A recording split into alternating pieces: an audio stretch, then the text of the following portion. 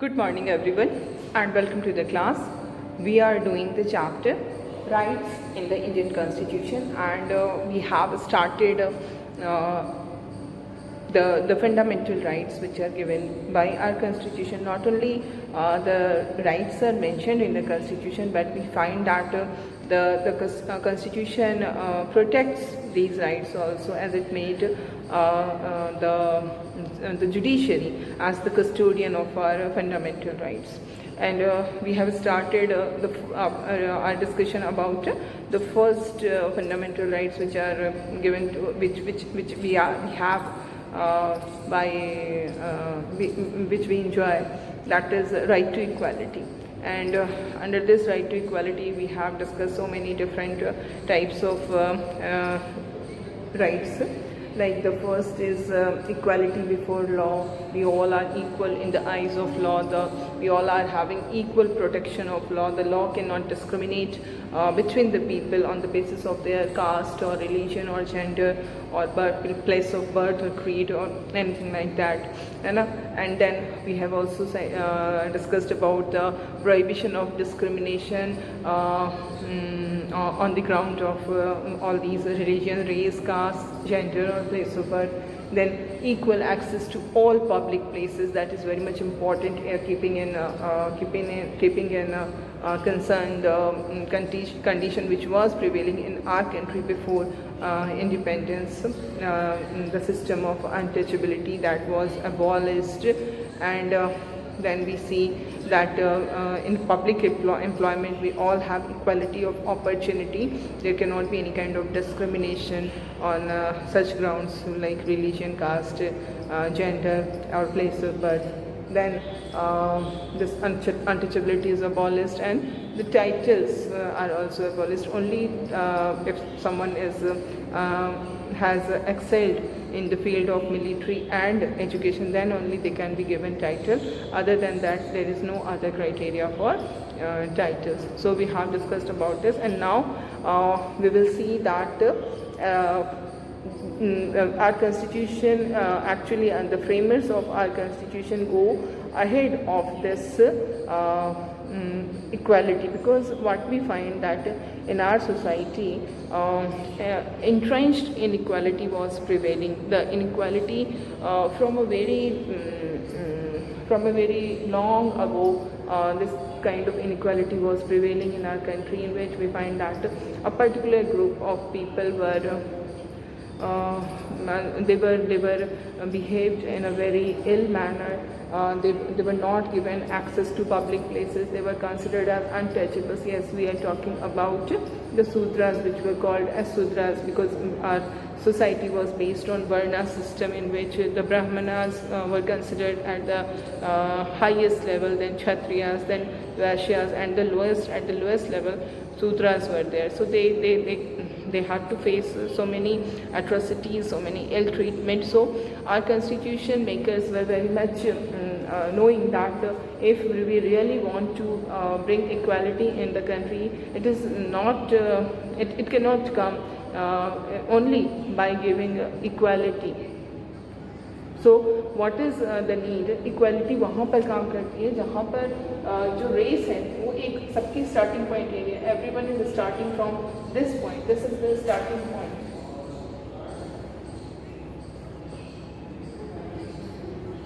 है ना, यहाँ से हर कोई race start कर रहा है. Everyone is starting from here only. And now we are giving all of them equality of opportunity, कि सबको equal opportunity दिया जाएगा, तो ये काम करेगा, ठीक है. But in our society, what was the condition? That for some group of people, the starting point was very far. वो बहुत पीछे है उनका starting point. ये यहाँ पर ये जो gap है, this is the gap, है ना.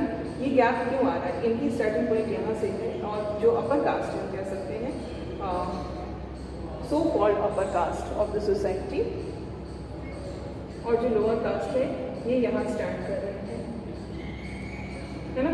Lower caste are standing here and upper caste are standing here. तो दोनों की starting point different है. अगर इसमें हम दोनों को बस equality of opportunity दे देंगे तो that is not enough. That cannot bring equality in reality. If we really want to make our society based on equality. What is the need? That this gap should be filled. ये gap जो है starting point का जो difference नज़र आ रहा है, उस gap को हमें fill करना होगा, ठीक है. So our constitution makers were very much aware of this gap and they made provision to fill this gap. What are the provision? The provision in the constitution is Article 16 Clause 4. Okay, this is the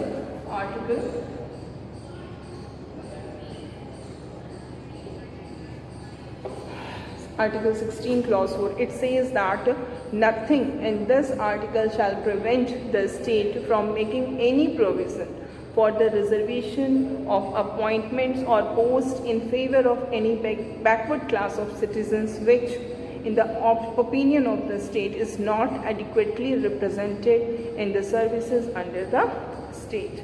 अब इसको हम तोड़ के समझेंगे कि इसका क्या मतलब है. Article 16 clause 4, it's very important article. ये कह रहा है कि अभी तो हमने इक्वालिटी की बात की है ना. इक्वालिटी क्या कहता है कि there should not be any kind of discrimination on the basis of caste और रिलीजन और जेंडर और क्रीड और प्लेस ऑफ बर्थ और एनीथिंग. इस तरह की जो चीज़ें हैं जो जिन पे हमारा कंट्रोल नहीं है. There can be discrimination on the basis of talent and merit, but there can not be discrimination on the basis of caste, class, economic status और एनीथिंग लाइक दैट, ठीक है. तो इकोनॉमिक स्टेटस की बात हमारे constitution में नहीं है. There can not be discrimination on the basis of caste, gender, religion, creed और प्लेस ऑफ बर्थ. ओके, अब हम क्या देख रहे हैं कि हमारे सोसाइटी में ये डिस्क्रिमिनेशन था, है ना. अगर पीछे की सोसाइटी को देखते हैं तो जो लोअर कास्ट थे उनके साथ एट्रोसिटीज़ हुए, उनको पब्लिक प्लेस में एंट्री नहीं मिली. इसका मतलब क्या हुआ? They remain uneducated because they were not given entry in the schools. तो अगर स्कूल में वो जाएंगे नहीं तो वो क्या हो गए? वो इलिटरेट रह गए, है ना. तो अब आज़ादी मिल गई, हमने नया कॉन्स्टिट्यूशन बना लिया और इसमें सबको कह रहे हैं कि सबके साथ इक्वल ट्रीटमेंट किया जाएगा, कास्ट के बेसिस पे कोई डिस्क्रिमिनेशन नहीं किया जाएगा. लेकिन ये जो क्लॉज है, ये जो प्रोविज़न है जो कह रहा है कि कास्ट के बेसिस पे कोई डिस्क्रिमिनेशन नहीं किया जाएगा, एक्चुअली वी फाइंड कि इसका ये मतलब नहीं है कि स्टेट जो है वो कोई ऐसा प्रोविज़न नहीं कर सकता है जिसको जो ऐसा प्रोविज़न जो कि ऐसे क्लास या ऐसा ग्रुप जो हमारी सोसाइटी का है जो कि एडिक्वेटली गवर्नमेंट सर्विसेज में रिप्रेजेंटेड नहीं है, ठीक है. वो ग्रुप जो कि गवर्नमेंट सर्विसेज में एडिक्वेटली रिप्रेजेंटेड नहीं है, उस ग्रुप के लिए जो हमारी सरकार है, जो हमारी गवर्नमेंट है, वो रिजर्वेशन की पॉलिसी को अडॉप्ट कर सकती है ताकि उनको उस गवर्नमेंट जॉब्स में प्रॉपर रिप्रेजेंटेशन मिल जाए. और ये जो रिजर्वेशन की पॉलिसी की जा रही है ये तो कास्ट के बेसिस पे हो रहा है, लेकिन इसको हम इक्वालिटी के कॉन्सेप्ट के अगेंस्ट नहीं मानेंगे बिकॉज ये जो किया जा रहा है it is not against any class और caste. It is for the upliftment of a particular caste, ठीक है. सो इसको हम क्या कहते हैं? This is called positive discrimination. I will again हम फिर से इसको एक बार आपको सिस्टमेटिक वे में फिर से बताएंगे. अभी जो चीज़ें बता रहे हैं बस उसको समझते जाइए. पॉजिटिव डिस्क्रिमिनेशन इसको कहते हैं. यहाँ पर जब हम रिजर्वेशन की पॉलिसी की बात कर रहे हैं कि गवर्नमेंट जो है the government can adopt this policy of reservation. Actually it's discrimination, है ना. You are discriminating on the basis of caste. जो so called lower caste है उनको आप कुछ अच्छा ट्रीटमेंट दे रहे हो, है ना. उनके लिए आप कुछ स्पेशल अरेंजमेंट कर रहे हो, तो ये भी तो डिस्क्रिमिनेशन है. तो इसको हम क्यों अलाउ करेंगे जब आप कह रहे हैं कि कास्ट के बेसिस पे डिस्क्रिमिनेशन नहीं होगा. And again you are discriminating on the basis of caste only. ये जो रिजर्वेशन है ये तो कास्ट के बेसिस पे आप कह रहे हैं कि जो जिन कास्ट को, जिन क्लास को उसमें गवर्नमेंट सर्विसेज में नहीं मिला है या प्रॉपर रिजर्वेशन, प्रॉपर रिप्रेजेंटेशन उनका नहीं है, यानी कि बहुत कम उनके उस पर्टिकुलर ग्रुप के लोग बहुत कम हैं गवर्नमेंट सर्विसेज में, तो अगर गवर्नमेंट चाहे तो उनको रिजर्वेशन दे सकती है. तो ये तो फिर आपने डिस्क्रिमिनेशन वाली बात कर दी. तो यहाँ पर जो डिस्क्रिमिनेशन हो रहा है इसका पर्पस क्या है? What is the purpose of this discrimination? The purpose is positive. The purpose is for the upliftment of a particular group of society. Purpose ये नहीं है कि डिस्क्रिमिनेशन हम इसलिए कर रहे हैं ताकि एक ग्रुप के साथ किसी तरह की एट्रोसिटी हो, इल ट्रीटमेंट हो. Negative purpose is not there. This is what I need to convey, है ना. जो हम आपको बता रहे हूँ ये है कि जो डिस्क्रिमिनेशन हो रहा है, जो स्टेट डिस्क्रिमिनेशन कर रही है, वो डिस्क्रिमिनेशन पॉजिटिव पर्पस से किया जा रहा है. एक पर्टिकुलर ग्रुप जो कि पीछे रह गया है बिकॉज ऑफ सोशल प्रैक्टिसेस, जो ग्रुप हमारा पीछे रह गया उसको आगे लाने के लिए ये रिजर्वेशन दिया जा रहा है, ये डिस्क्रिमिनेशन किया जा रहा है. तो this is for the positive purpose और इसको हम इक्वालिटी के कॉन्सेप्ट के अगेंस्ट नहीं मानेंगे. This is the thing. Okay, it is not against the concept of equality. That is what you see the article 316 clause 4 starts with this कि nothing in this article shall prevent the state. इस article में जो equality की बात की जा रही है उसका ये मतलब नहीं है कि स्टेट जो है वो उन क्लासेस को जिनका रिप्रेजेंटेशन गवर्नमेंट जॉब्स में प्रॉपर नहीं है उनको वो रिजर्वेशन नहीं देगी. But state has the power to give reservation to those who are not properly represented in the government jobs. ठीक है. और इस तरह से हमारी जो सिस्टम है उसमें रिजर्वेशन की पॉलिसी को अडॉप्ट किया गया. ठीक है. तो इसके अलावा अगर हम ये भी देखें कि जो कॉन्स्टिट्यूशन है वो ये भी कहता है कि गवर्नमेंट जो है वो कुछ स्पेशल स्कीम्स, कुछ स्पेशल प्रोग्राम्स जो हैं वो सर्टेन सेक्शन ऑफ सोसाइटी के लिए स्टार्ट कर सकती है, उनके अपलिफ्टमेंट के लिए, उनके वेलफेयर के लिए. जैसे बच्चे हैं, एक सोसाइटी के अंदर कौन भी किसका एक्सप्लॉयटेशन होता है? किसी भी देख हम सोशल साइंस से ही निकला हुआ ये ह्यूमैनिटीज़ है, पॉलिटिकल साइंस है ना. तो हमारा जो एक बेसिक चीज़ जो हमें समझनी होगी सब्जेक्ट के अंदर वो ये है कि हमारा एम क्या है. हमारा एम है सोसाइटी का अपलिफ्टमेंट, पूरी की पूरी society. Not we are not concern with any particular group और कास्ट और क्लास और anything like that. We are concern with the whole society. कैसे पूरी की पूरी सोसाइटी को आगे ले जाया जाए, है ना. तो यहाँ पर सबसे पहले आपको ये समझना होगा कि सोसाइटी में एक्सप्लॉयटेशन किसका होता है? जो वीक है, जो कमज़ोर है उसी का एक्सप्लॉयटेशन होगा. जो मजबूत है उसका तो एक्सप्लॉयटेशन नहीं होगा, है ना. तो कौन कमज़ोर है? Who are the weaker sections of the society. ठीक है. सोसाइटी में वीकर सेक्शन कौन है? चाइल्ड अब्यूज़ होता है. You must be aware of all these things. बच्चों की किस तरह से चाइल्ड ट्रैफिकिंग होती है. बहुत ज़्यादा मतलब हमारे कंट्री में तो चाइल्ड लेबर की प्रॉब्लम है. हर तरह का जिसको कहा जाए बुराइयां हैं, चाइल्ड अब्यूज़ है. तो बच्चों का शोषण क्यों होता है? Because they are weak. अगर उनके साथ पेरेंट्स नहीं हैं या कई बार तो पेरेंट्स के होते हुए भी ऐसी चीज़ें हो जाती हैं तो बच्चे जो हैं वो कमज़ोर हैं. They are the weaker section of the society. ठीक है. तो अब्यूज़ हो रहा है बच्चों के साथ. ऐसे ही जो वुमेन हैं, ये नहीं कि सारी के सारी वुमेन को ही हम कहेंगे कि वो कमज़ोर हैं. बट जो हमारे कंट्री में जिस तरह की ट्रेडिशन रही है कि औरतों को इन्फीरियर माना गया पीछे से, not only in our country, ये तो ग्लोबल फिनोमेना है जिसमें वुमेन को इन्फीरियर माना गया. जैसे कि हम लोग we have discussed about it कि हमारे कंट्री में जब राइट टू वोट सारे लोग को दिया गया तो वेस्ट में इसका बहुत वो हो रहा था, क्रिटिसाइज़ हो रहा था.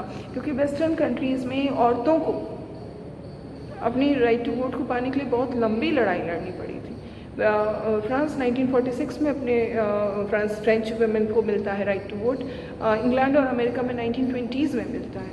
तो औरतें कमज़ोर होती हैं, औरतों पर अत्याचार होता है. ठीक है. तो ये हमारी एक अनदर वीकर सेक्शन है. इसके अलावा जो दूसरा वीकर सेक्शन हम कह सकते हैं वो है जो सोशली और एजुकेशनली बैकवर्ड है. अब सोशली और एजुकेशनली बैकवर्ड का क्या मतलब हम मीन करते हैं? What do we mean by socially and educationally backward?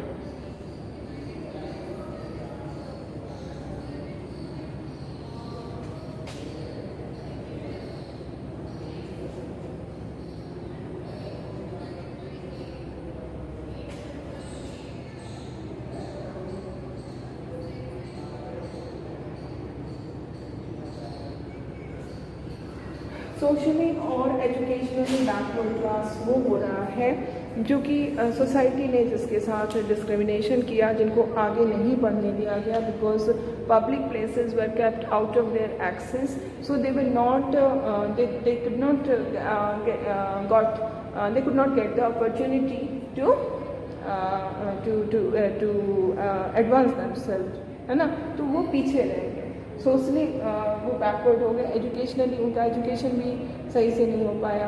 अगर एक ऐसा घर जहाँ पर आपके ग्रैंड पेरेंट्स भी एजुकेटेड है, पेरेंट्स भी एजुकेटेड है, तो वो उस घर का जो माहौल होगा बच्चे के लिए, एक बच्चा जिसके both the parents are educated, grandparents are also educated, तो वो घर जो उस बच्चे को माहौल देगा। एक दूसरा घर अगर हम देखें जहाँ पर कि फर्स्ट जनरेशन पढ़ाई कर रहा है, उसके पहले के कोई भी किसी ने पढ़ाई नहीं की है, तो उस घर का जो माहौल होगा वो कम्प्लीटली डिफरेंट होगा, है ना। तो this is the thing, this is what are जिनको हम शूद्रास कहते हैं, जिनको हम दलित कहते हैं, जिनको हम शेड्यूल कास्ट कहते हैं, they are in the same condition, क्योंकि because they were not given access to schools. तो उनके घर में जो पीछे के लोग हैं they are illiterate, they are not they cannot provide that kind of atmosphere which can be provided to a child who belongs to the so called upper caste of the society. तो ये है हमारे socially और educationally backward caste class, जिसमें हम SCs और STs को include कर सकते हैं। So they are the weaker sections of the society, children, women, socially and educationally backward classes, and the weaker section is also the poor people. तो ये हमारा जो constitution है वो इस बात के लिए कहता है कि yes, the government can implement special schemes and measures for improving the condition of these weaker section of the society, है ना। And in this we have discussed about it. Yes, one more thing is there कि in our preamble it is written that equality of status and equality of opportunity will be provided to the citizens of the people of the country. So उसको ध्यान में रखते हुए इस reservation की policy को हमने अडॉप्ट किया है, ठीक है। तो ये आपका हो गया, हमने इक्वालिटी, राइट टू इक्वालिटी को डिस्कस कर लिया। अब हमारा जो नेक्स्ट राइट है that is right to liberty, right to freedom, okay.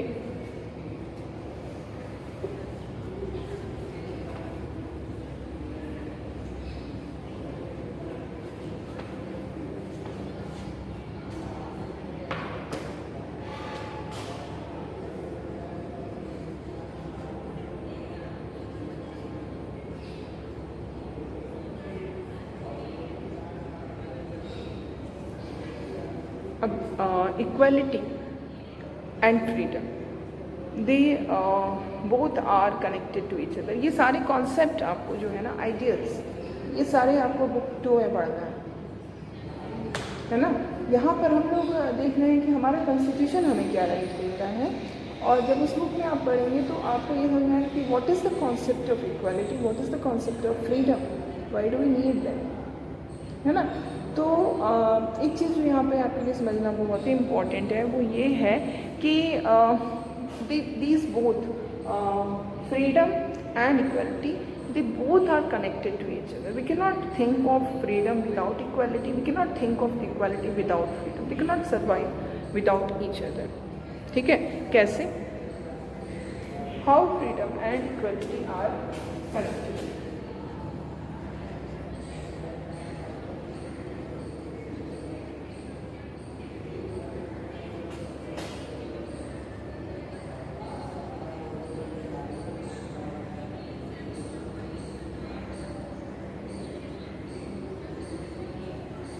कैसे ये दोनों एक दूसरे से जुड़े हुए हैं, तो हम क्या देखेंगे कि लिबर्टी का मतलब क्या होता है। लिबर्टी का मतलब है freedom, freedom of thoughts, freedom of expression, freedom of action, है ना। सो जब ये आज़ादी की बात करते हैं, हम लिबर्टी की बात करते हैं, तो हमारे साथ मतलब what we say that everyone must have liberty, everyone must have freedom of thought, freedom of expression, freedom of action, ठीक है। फ्रीडम को हम कैसे कहते हैं? एवरीवन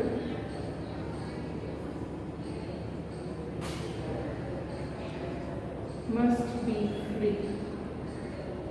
जहाँ हमने एवरीवन लाया, यही ये इक्वालिटी की बात कर रहा है। फ्रीडम, अगर हम कहेंगे कि कुछ लोगों को फ्रीडम होना चाहिए, तो एक्चुअली वो रियल फ्रीडम होगा ही नहीं। फ्रीडम का पर्पस क्या होता है? फ्रीडम का पर्पस होता है हमारी पर्सनालिटी के जितने भी एस्पेक्ट हैं उन सबको पूरी तरह से वो डेवलप हो सके। दिस इज़ फ्रीडम, है ना। तो अगर कुछ लोगों को फ्रीडम मिल रहा है, कुछ लोगों को नहीं मिल रहा है, तो जिनको फ्रीडम मिल रहा है उनका तो पर्सनालिटी का डेवलपमेंट होगा। जिनको फ्रीडम नहीं मिला है, they will not be able to develop their personality, तो फ्रीडम रहेगी ही नहीं। जब भी हम फ्रीडम की बात करते हैं, वो अपने आप automatically equality comes in that. क्योंकि अगर कुछ लोगों को आज़ादी मिली है, कुछ को नहीं आज़ादी मिली है, तो फिर कुछ जिनको नहीं मिली है उनका पर्सनालिटी बढ़ेगा ही नहीं, डेवलप ही नहीं हो पाएगा, दे विल बी एक्सप्लॉइटेड। तो फ्रीडम उनको नहीं होगा तो इक्वालिटी भी नहीं हो रही है। तो इस तरह से दोनों एक दूसरे से जुड़े हुए हैं। बिना इक्वालिटी के फ्रीडम नहीं हो सकता। अगर हम कुछ लोगों को आज़ादी दे दें, कुछ को नहीं दें, तो वो इनइक्वालिटी है, that is lack of freedom also for some. ठीक है, तो इसलिए जब भी हम बात करते हैं फ्रीडम की, तो इक्वालिटी अपने आप उसमें जुड़ जाता है। Okay, and now we see what are the provisions in our constitution regarding this right to liberty, right to freedom. Liberty, freedom both are similar thing. ठीक है, सो हमें जो फ्रीडम के अंदर जो राइट्स हमें मिले हैं वो है freedom of speech and expression. हमें अपने जो भी हमारे थॉट्स हैं उनको हम एक्सप्रेस कर सकते हैं, है ना, बोल कर या किसी भी तरह से लिख कर, या फिर हम कह सकते हैं कि जो ड्राइंग्स बना कर, है ना, या फिर हम कह सकते हैं कि जो ये होते हैं मूवीज़ बनाकर, स्टोरीज़ लिख के, किसी भी तरह से we have this freedom to express our thoughts, है ना। Likewise, we have other freedom like freedom to assemble peacefully, है ना, freedom to form associations and unions.